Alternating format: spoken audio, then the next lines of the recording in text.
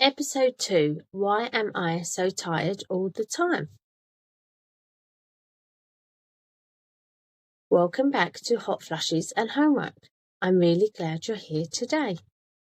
If you're listening while doing the school run, folding laundry, laying on the sofa because you physically cannot move, or hiding in the bathroom for 5 minutes of quiet, you are exactly where you're meant to be.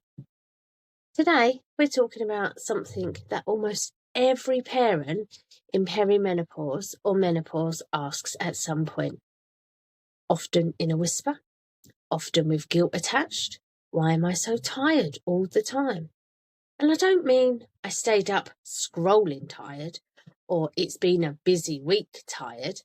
I mean that deep, heavy, bone level exhaustion. The kind where your body feels like it's moving through treacle. The kind where you wake up already tired. The kind where every thinking feels like effort.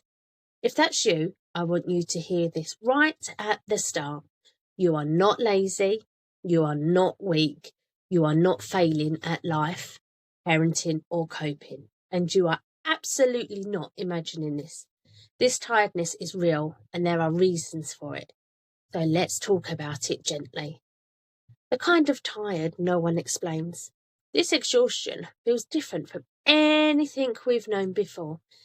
It's waking up after what should have been a decent night's sleep and still feeling like you haven't rested at all. It's needing silence because noise suddenly feels unbearable. The TV, the kids, the questions, the constant talking. It's doing one small task, unloading the dishwasher, replying to an email, getting dressed, and feeling like you've run a marathon. It's forgetting words mid-sentence, losing your train of thought, standing in a room wondering why you've walked in there. And when you're parenting, this tiredness doesn't come alone. It comes with guilt. Guilt for snapping when you didn't mean to. Guilt for cancelling plans. Again. Guilt for not having the energy you used to have.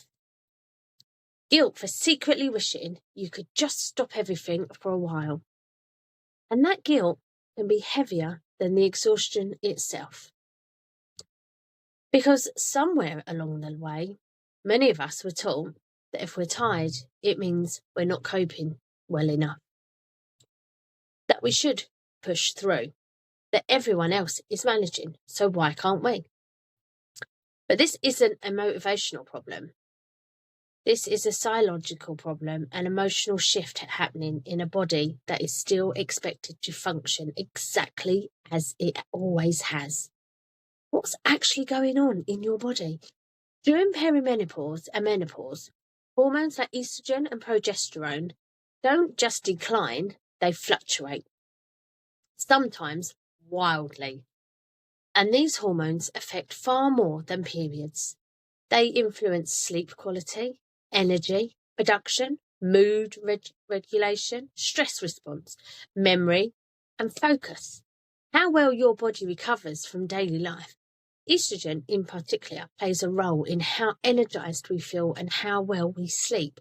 But when levels dip or swing unpredictable, sleep can become lighter, more fragmented, and less restorative, even if you're technically in bed for long. Progesterone has a calming effect on the nervous system. When that drops, your body can feel permanently on edge, like it never fully switches off. So you might be falling asleep easily, but waking at 3, tossing and turning, waking up drenched in sweat, or waking with anxiety for no clear reason. And then you're expected to get up and function. Add parenting into that mix. The early mornings, the late nights, the emotional availability, the decision making, and your body is running a marathon without fuel. This isn't weakness. This is biology, meeting responsibility.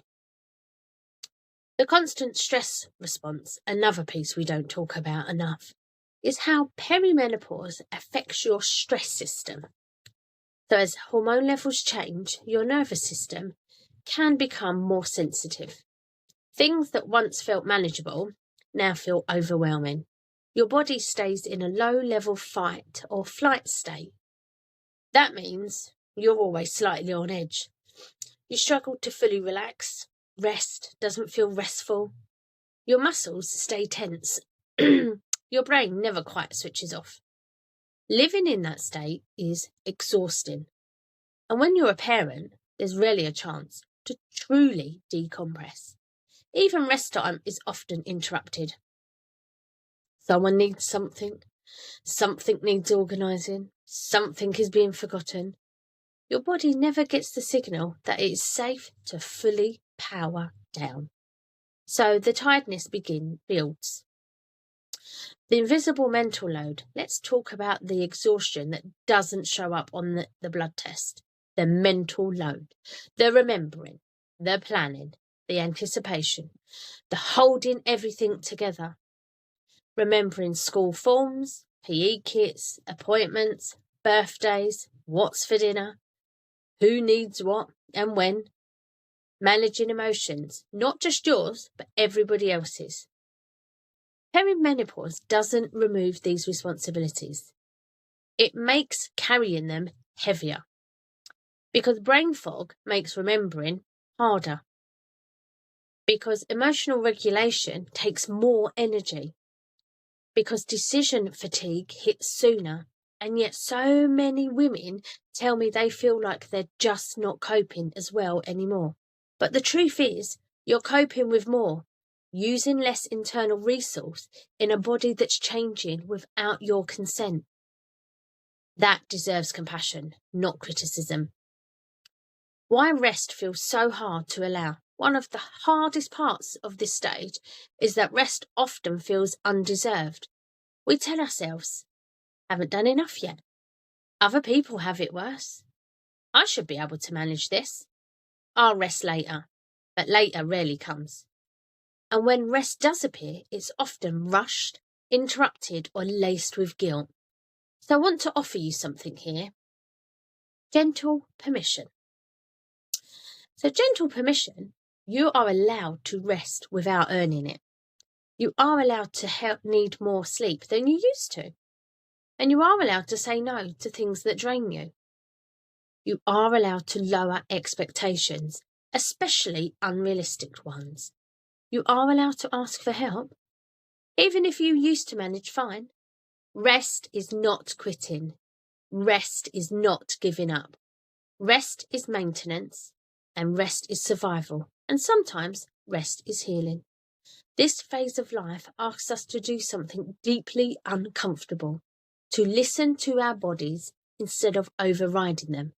That takes courage. Small shifts, not fixes. I want to be really clear here. This podcast is not about fixing you. You are not broken. But there are small, gentle shifts that can help. Letting go of perfection where possible. Building micro rest into your day. Prioritising sleep where you can. Reducing unnecessary pressure. Speaking to a healthcare professional if something feels off. And just as importantly, talking about it. Naming the tiredness instead of just carrying it silently. Because when we talk about it, we realise we're not alone. And that alone can be energising in its own way. You are not imagining this. If you've been told, it's just stress, you need to exercise more, everybody's tired, that's just life. I want you to know your experience is valid. This tiredness is not a personal failure. It is a signal, and you deserve to be listened to by others and by yourself. If this episode made you feel seen, please follow the podcast and share it with someone who might be silently struggling right now.